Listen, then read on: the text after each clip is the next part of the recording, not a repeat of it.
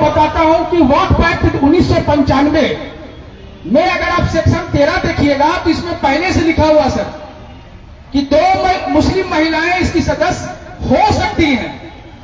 वक्फ act 1995 में पहले से प्रोविजन है कि मुस्लिम महिलाएं इसकी सदस्य हो सकती है, लेकिन किरण रिजिजू ने लोकसभा और राज्यसभा में यह झूठ कहा कि मुस्लिम महिलाओं को हम वक्फ एक्ट 2025 ला के अधिकार देना चाहते हैं।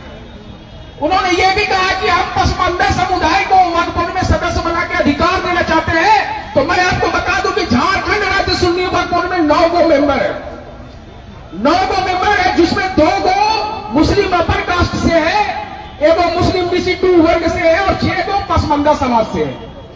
उसी प्रकार बिहार राज्य सुन्नी वक्फ बोर्ड को देखिएगा तो वहां का चेयरमैन भी जो है पसमानदा समाज से और 5 गो मेंबर भी है। उत्तर प्रदेश में भी यही है। तो भारत में 32 ठो वक्फ बोर्ड है और 1-2 को अगर छोड़ दिया जाए तो सभी में पिछड़े वर्ग से मुस्लिम समुदाय के लोग हैं। लेकिन भारत सरकार मुसलमानों के बीच में भी मतभेद पैदा करना चाहता है कि मुसलमान एकजुट कैसे है।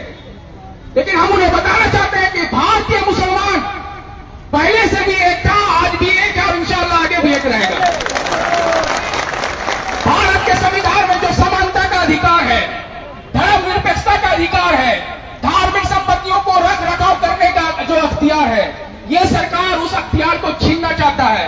वक्फ बाय यूजर जो था, जो हमारे पूर्वजों के द्वारा, राजा महाराजाओं के द्वारा, जो जागीरदार जमींदार ओहदार के द्वारा जो सादे कागज में वक्फ किया गया था, जो मौखिक रूप से वक्फ किया गया था, ये नया जो एक्ट जो आया है वक्फ एक्ट 2025, तो जिसमें हमारे मस्जिद है, मदरसा है, मीनार है, मजार है, कब्रिस्तान है, जो ईदगाह है, इस नए एक्ट से उसको छीनने की साजिश है, छीनने की प्रयास है। जो वक्फ बोर्ड को जो अख्तियार था, वो अख्तियार जो है कलेक्टर को और उसके ऊपर के अधिकारियों को दे दिया गया है। भारत सरकार ये बताए कि सरकार की संपत्ति सुरक्षित है या नहीं है। जब सरकार की संपत्ति खुद सुरक्षित नहीं है तो हमारे वक्फ संपत्ति को वो सुरक्षा कैसे देगा। सरकारी जमीनों पर जहां तहां कब्जा है, चौक चौराहों में धार्मिक स्थल बनाया जाता है, भारत सरकार उसका सुरक्षा प्रदान कर सकता है, झारखंड सरकार उसका सुरक्षा प्रदान कर सकता है। आप यहीं पर चेक कर लो तो हमारे वक्फ संपत्तियों का कैसे सुरक्षा प्रदान करेगा। यह अमित शाह और किरण रिजिजू झूठ बोलते हैं कि वक्फ संपत्तियों से हम मुसलमानों का विकास कर देंगे। ये वही सरकार है जो हमारा प्री मैट्रिक स्कॉलरशिप छीनने का काम किया, प्री मैट्रिक स्कॉलरशिप छीनने का काम किया और यूपीए सरकार के द्वारा जो नवाटको कार्यक्रम लाया गया था उस कार्यक्रम को यह खत्म करने का काम किया। तो यह सरकार झूठी सरकार है, यह संविधान विरोधी सरकार है। मुसलमानों की जो इस्लामिक परंपरा है, जो मान्यता है, जो भारत के संविधान में जो समानता का अधिकार है, उस अधिकार को यह सरकार छीनने का प्रयास कर रही है। लेकिन भारत के मुसलमान संविधान के साथ इनका जो कानून है इसको वापस करवाने का काम करेंगे। और मैं झारखंड सरकार को यह बात बताना चाहता हूं इस मंच के माध्यम से, इस संविधान के अनुच्छेद 245(2) में यह प्रोविजन है कि जनहित में अगर केंद्र सरकार के द्वारा अगर कोई कानून नहीं बनाया जाता है तो राज्य सरकार उस कानून को रोक के उसके खिलाफ में एक नया कानून लाएगा।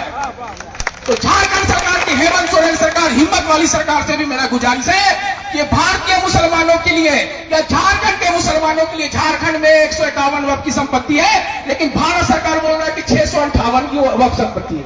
हमको भी पता नहीं है कि 658 संपत्ति कहां है। तो सर, जो अंजुमन कॉम्प्लेक्स में जो दुकान है, जो मदरसा में जो क्लासरूम है, जो बाथरूम है, उसको भी वक्फ प्रॉपर्टी सरकार बोल रहा है। बाथरूम को बोल रहा है वक्फ प्रॉपर्टी है, तब तो मदरसा में बाथरूम होगा, कुइयां भी होगा, तो उसको भी बोलेगा वक्फ प्रॉपर्टी। कब्रस्तान बोला कि 22 एकड़ जमीन है रांची शहर में, अब तो 22 एकड़ कब्रस्तान है, रातू रोड कब्रस्तान, उसमें मॉल बनवा दे हम, उसमें कॉलेज बनवा दे हम। तो ये कॉर्पोरेट को कब्रस्तान, ईदगाह सब देने का प्रयास कर रहा है। इसलिए इस बिल का हम लोग कानून का विरोध करते हैं और हम अपने बातों को मुख्तार खान साहब हमारे हाई कोर्ट के सीनियर अधिवक्ता हैं, उनसे गुजारिश करेंगे कि वो बात करें।